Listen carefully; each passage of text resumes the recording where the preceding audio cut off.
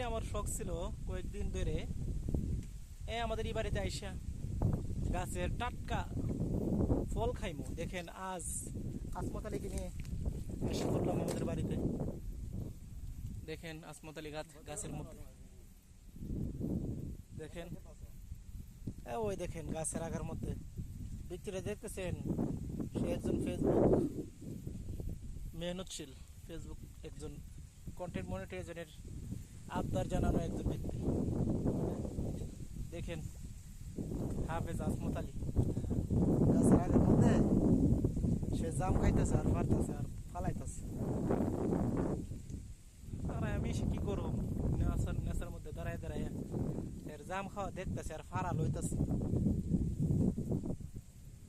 দেখেন আমাদের বাড়িটা